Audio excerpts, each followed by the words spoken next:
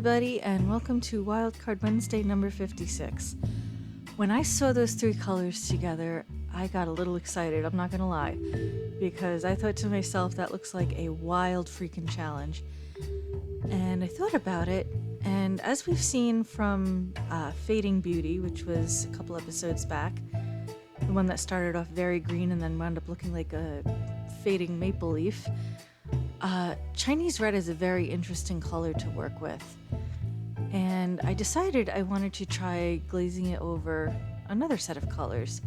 So I decided to do a base of olive brown this time, and as we've seen previously, olive brown is a really hard color to grok. It's got these purple undertones, except here it really didn't.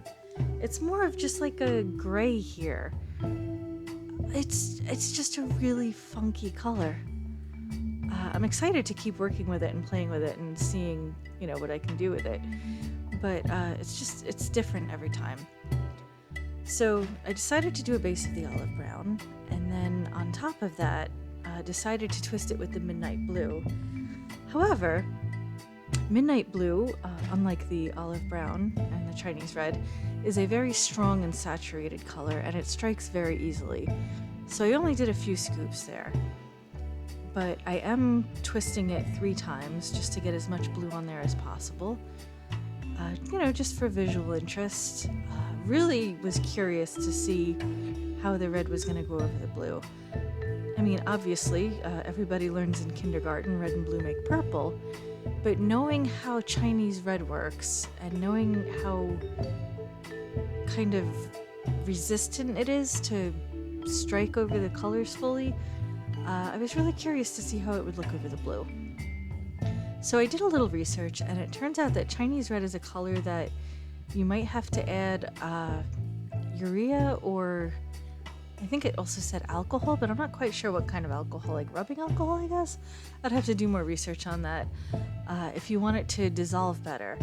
And I noticed when I was done dyeing and, the pan had completely cooled down, there were like little jelly-like tiny little specks of dye at the bottom of the pan, and apparently that's totally normal for this color. I just found it interesting. But I do enjoy the hard to work with aspect of it, because I find the effect very interesting, knowing that it's not gonna be even. It's always gonna have like a weird little sketchy effect to it, and you'll see that in the finished product. You can certainly see it when I'm trying to stir the yarn around here. I'm sure you've noticed in previous videos, most colors, when they go over yarn, immediately start to strike, the water starts to get clear. Not so much with this color, like you really have to cook it. So anyway, here's the finished product. I've also done a comparison with Fading Beauty, so you can see what a difference the olive brown undertone makes on this one. This is now in the shop as Indian corn, because it reminded me of specifically the ultraviolet variety of Indian corn. They are like stepsister skeins. Anyway, thank you for watching. Don't forget to like, share, and subscribe. I upload every Monday, Wednesday, and Friday. And I will see you soon. Bye-bye.